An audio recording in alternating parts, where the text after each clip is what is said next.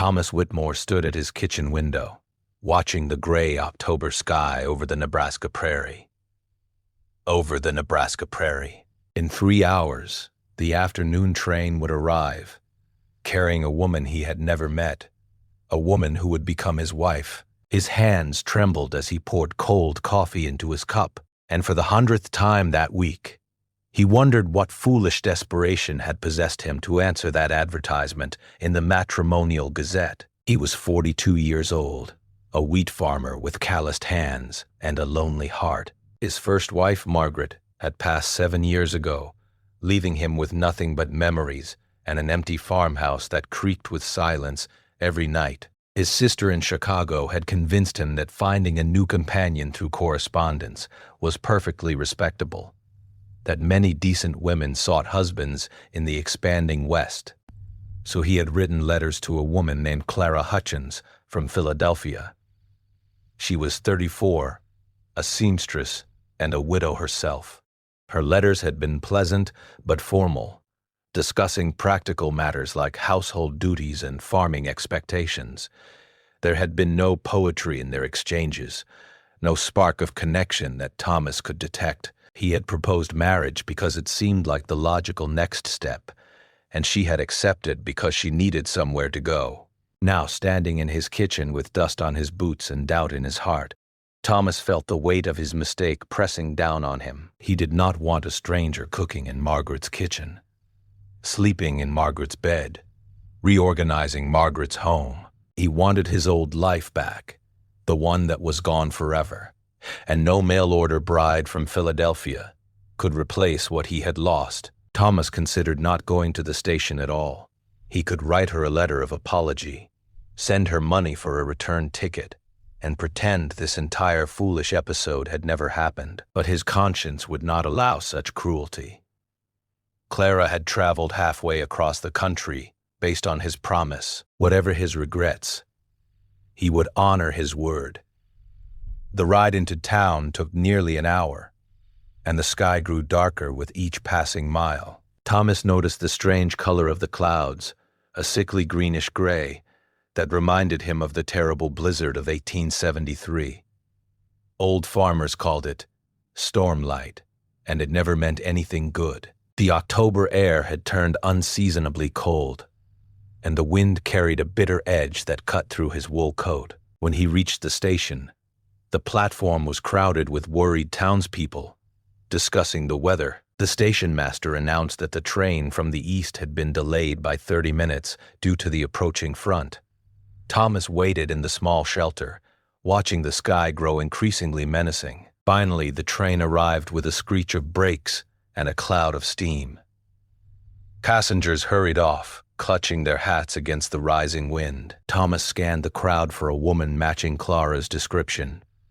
Brown hair, medium height, wearing a blue traveling dress. He spotted her immediately, standing alone near the baggage car, looking lost and uncertain. She was smaller than he had imagined, with tired eyes and a worn carpet bag, clutched in both hands. When their eyes met, Thomas saw something he recognized instantly. The same doubt, the same regret, the same desperate wish to be anywhere else. They were two strangers bound by promises neither of them wanted to keep anymore. Thomas approached her with his hat in his hands. Clara offered a small, nervous smile that did not reach her eyes. They exchanged awkward greetings, and Thomas loaded her single trunk onto his wagon. Neither of them spoke during the first mile of the journey home. The storm hit without warning, as prairie storms often do. One moment, the sky was merely threatening, and the next moment the world disappeared into a wall of white. Snow drove horizontally across the road, so thick that Thomas could not see his own horses. The temperature plummeted with terrifying speed, and within minutes both he and Clara were shivering uncontrollably. Thomas knew they could not make it home. They would freeze to death on the open road if they tried. He remembered an abandoned soddy about a half-mile to the east, an old homesteader's dugout that had been empty for years, He turned the horses toward where he hoped the shelter would be, praying his memory was accurate. By some miracle, they found it. Thomas unhitched the horses and brought them inside the small structure, knowing they would die in the open.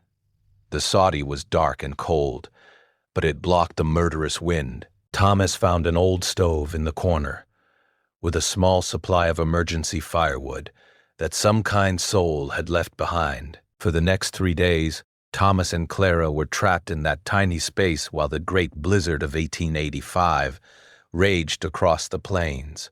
They learned later that dozens of people had died in the storm, caught unprepared on roads and in fields. They had survived only by chance and the kindness of a stranger who had stocked an abandoned shelter. During those 3 days, something unexpected happened. With nothing to do but talk, Thomas and Clara began to actually know each other. Clara spoke about her first husband, a kind bookkeeper who had died of pneumonia, and about her years of struggling to survive alone in a city that offered few opportunities for widows. Thomas found himself sharing stories about Margaret, about the farm, about his fears and hopes for the future. Clara had a quiet laugh that emerged gradually, like sunshine through clouds. She listened when Thomas spoke, really listened, with her whole attention.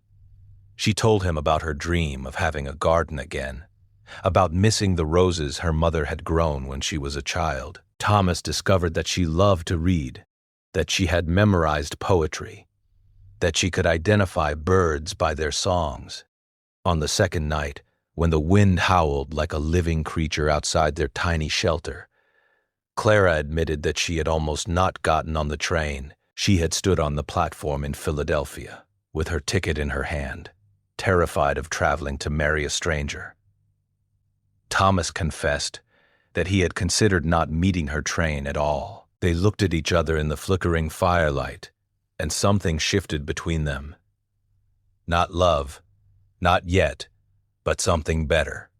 Understanding, honesty, the foundation upon which real love might eventually be built. When the storm finally broke, Thomas dug them out and drove Clara home to his farmhouse.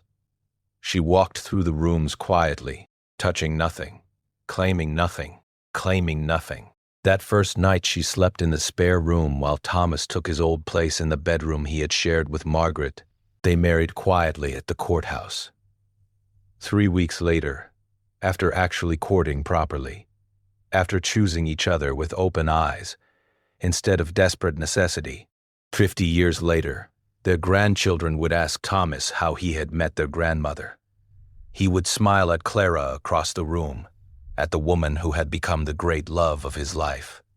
And he would say that God had sent a blizzard to teach a stubborn old farmer that the best things in life rarely arrive the way we planned them.